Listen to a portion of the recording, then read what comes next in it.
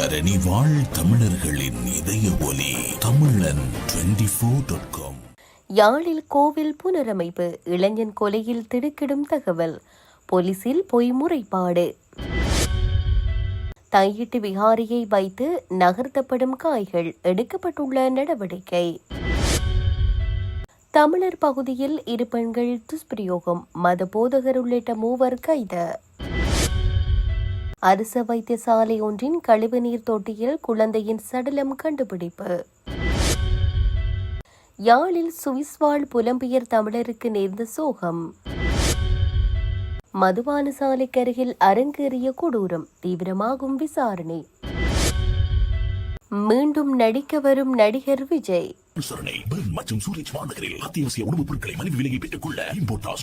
தொடர்பென விரிவான செய்திகள். யாழ்ப்பாணத்தில் நண்பன் மீது கூறிய ஆயுதங்களால் தாக்குதல் நடாத்திவிட்டு தப்பி செல்ல முற்பட்ட தாக்குதலாளிகளை மடக்கி பிடிக்க முற்பட்ட இளைஞன் தாக்குதலாளிகளின் மூர்க்கத்தனமான தாக்குதலுக்குள்ளாகி உயிரிழந்துள்ளார். தொல்புரம் கொட்டியம்பதி ஆதிமுத்தி மாரியம்மன் கோவிலடியை சேர்ந்த குகதீஸ்வரன் மயூரன் என்ற இளைஞனே இவ்வாறு உயிரிழந்துள்ளார். 2 இளைஞர்களிடையே நீண்ட காலமாக முரண்பாடு நிலவி வந்துள்ளது. இந்நிலையில் ஒரு இளைஞன் கொட்டடியம்பதி ஆதிமுத்து மாரியம்மன் கோவில் புனரமைப்பு பணிகளில் ஈடுபட்டிருந்த வேளை மற்ற இளைஞன் மேலும் 2 இளைஞர்களுடன் ஆலயத்திற்கு வந்து இளைஞனுடன் முரண்பட்டு கூடிய ஆயுதங்களால் தாக்கிவிட்டு அவ்விடத்திலிருந்து தப்பி செல்ல முற்பட்டுள்ளார். அதன்போது தனது நண்பன் மீது தாக்குதலை மேற்கொண்டுவிட்டு தப்பி செல்ல முற்பட்ட தாக்குதலாளிகளை மடக்கி பிடிக்க முற்பட்ட வேளை அவர்கள் தம்மை பிடிக்க முற்பட்ட இளைஞன் மீது சரமாரியாக தாக்கிவிட்டு அவ்விடத்திலிருந்து தப்பி சென்றுள்ளனர். மடக்கி பிடிக்க முற்பட்ட வேளை தாக்குதலுக்கு இலக்கான இளைஞன் சம்பவ இடத்திலேயே உயிரிழந்த நிலையில் முன்னதாக தாக்குதலுக்கு இலக்கான இளைஞன் படுகாயமடைந்த நிலையில் வைத்தியசாலையில் அனுமதிக்கப்பட்டுள்ளார். அதேவேளை தாக்குதலை மேற்கொண்ட நபர்களில் இளைஞனுடன் முரண்பாட்டில் ஈடுபட்டு வந்த நபர் இளைஞன் உயிரிழந்த விடயம் தெரியாது தன்னை ஆலயத்தில் வைத்து இளைஞர்கள் குழு தாக்கிவிட்டார்கள் என காயங்களுடன் வட்டுக்கோட்டை போலீஸ் நிலையத்திற்கு சென்று முறைப்பாடு செய்துள்ளார். முறைப்பாட்டினை அடுத்து இளைஞனை சிகிச்சைக்காக வைத்தியசாலையில் அனுமதித்துவிட்டு முறைப்பாடு தொடர்பாக போலீசார் விசாரணைகளை முன்னெடுத்த வேளையே முறைப்பாட்டாளர் உள்ளிட்ட 3 தாக்குதலுக்கு இலக்காக இளைஞன் ஒருவர் உயிரிழந்ததும் மற்றொரு இளைஞன் படுகாயமடைந்ததும் போலீசாருக்கு தெரிய வந்துள்ளது. அதனையடுத்து முறைப்பாடு செய்த பின்னர் வைத்தியசாலையில் சிகிச்சை பெற்று வரும் இளைஞனுக்கு போலீஸ் பாதுகாப்பு அளித்துள்ளனர். சிகிச்சையின் பின்னர் இளைஞனை கைது செய்ய நடவடிக்கை எடுத்துள்ளனர். அத்துடன் குறித்த இளைஞனுடன் தாக்குதலுக்கு சென்ற மற்ற 2 தலைமறைவாகியுள்ள நிலையில் அவர்களை கைது செய்ய நடவடிக்கை எடுத்துள்ள போலீசார் மேலதிக விசாரணைகளை முன்னெடுத்துள்ளனர். யாழ் தையிட்டி பகுதியில் ராணுவத்தினரால் ஆக்கிரமிக்கப்பட்டுள்ள மக்களின் காணிகளை விடுவிப்பதாக அரசாங்கம் அறிவித்துள்ள போதிலும் அங்கு சட்டவிரோதமாக அமைக்கப்பட்டுள்ள விகாரியை தக்க வைக்க முயற்சிகள் நடப்பதாக தெரிவித்து மக்கள் மத்தியில் அச்சம் எழுந்துள்ளது. கடந்த சனிக்கிழமை தையிட்டிக்கு விஜயம் செய்திருந்த அமைச்சர் சந்திரசேகரன் ஆக்கிரமிக்கப்பட்டுள்ள நிலங்களை முறையாக அளவீடு செய்து உரியவர்களிடம் ஒப்படைக்க நடவடிக்கை எடுக்கப்படும் என உறுதியளித்திருந்தார். இருப்பினும் நிலங்கள் விடுவிக்கப்படும் என்று கூறப்பட்டாலும் சர்ச்சைக்குரிய விகாரை மற்றும் அது அமைந்துள்ள காணி குறித்து எந்தவொரு தெளிவான முடிவும் அறிவிக்கப்படவில்லை என கூறப்படுகிறது.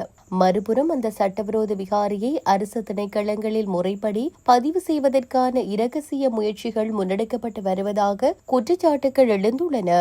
இந்த நிலையில் அரசின் இந்த இரட்டை வேடத்தை புரிந்து கொள்வதற்கும் ஆக்கிரமிக்கப்பட்டுள்ள தமிழர் நிலங்களை முழுமையாக மீட்டெடுப்பதற்கான அடுத்த கட்ட நகர்வுகள் குறித்து ஆராயவும் விசேட கலந்துரையாடல் ஒன்று ஏற்பாடு செய்யப்பட்டுள்ளது.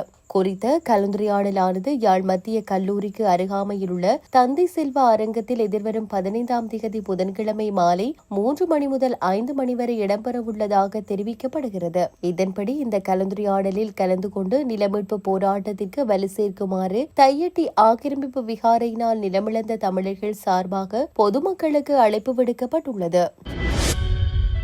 முல்லைத்தீவு மல்லாவியில் 2 பெண்களை துஷ்பிரயோகத்திற்கு உள்ளாக்கிய குற்றச்சாட்டில் மதபோதகர் உள்ளிட்ட 3 கைது செய்யப்பட்டுள்ளனர். துஷ்பிரயோகத்திற்கு உள்ளான 2 பெண்களும் கிளிநொச்சி வைத்தியசாலையில் சிகிச்சை பெற்று வருகின்றனர். சம்பவம் தொடர்பில் தெரிய வருவது, திருச்சபை ஒன்றின் ஊழியர் ஒருவரின் பிறந்தநாள் கொண்டாட்டத்திற்காக போதகர் தலைமையில் 15 பேர் கொண்ட குழு ஒன்று வவுனிக்குளம் பகுதிக்கு சென்று பிறந்தநாள் கொண்டாட்டத்தில் ஈடுபட்டுள்ளனர். கொண்டாட்டம் முடிந்தும் அவர்கள் திரும்பும் போது 2 பெண்களும் போதகர் உள்ளிட்ட 3 ஆண்களும் வாகன வாகனம் ஒன்றில் வீடு திரும்பினார்கள்.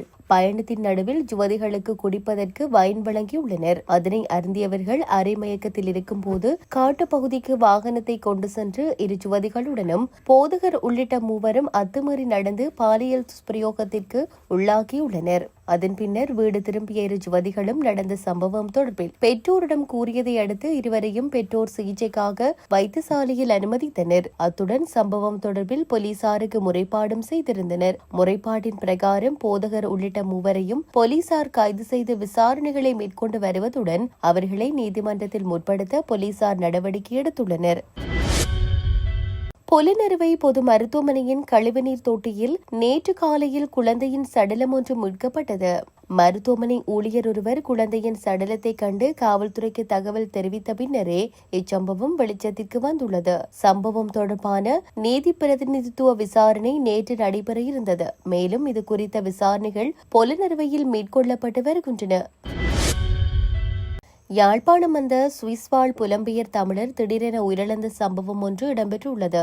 சுவிஸ் வாழ் புலம்பெயர் தமிழர் திடீரென நோய்வாய்ப்பட்ட நிலையில் உயிரிழந்ததாக கூறப்படுகின்றது. இந்த நிலையில் குறித்த புலம்பெயர் தமிழரின் திடீர் மரணம் அவரது உறவினர்களிடையே துயரத்தை ஏற்படுத்தியுள்ளது.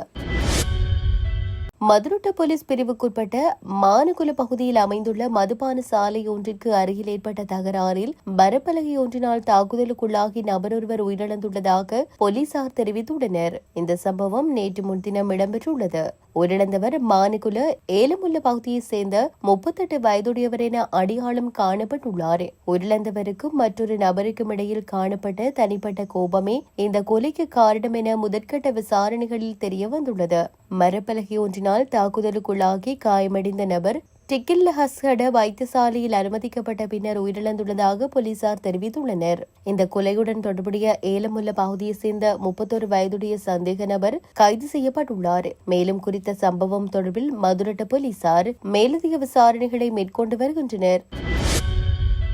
விஜயின் நடிப்பில் உருவாகி கடந்த ஜனவரி மாதம் 9ஆம் தேதி வெளியாகவிருந்த திரைப்படம் ஜனநாயகன் என்னும் தணிக்கை சான்றிதழ் பிரச்சினை மற்றும் தேர்தல் காரணமாக இந்த திரைப்படம் வெளியாவதில் தாமதம் ஏற்பட்டது. இந்த நிலையில் கடந்த வியாழக்கிழமை அன்று ஜனநாயகன் முழுப்படமும் இணையதளத்தில் வெளியாகியது. திரைப்பட சம்பவம் படக்குழு, விஜய் ரசிகர்கள் மற்றும் திரைப்பிரபலங்களிடையே பெரும் அதிர்ச்சியை ஏற்படுத்தியது.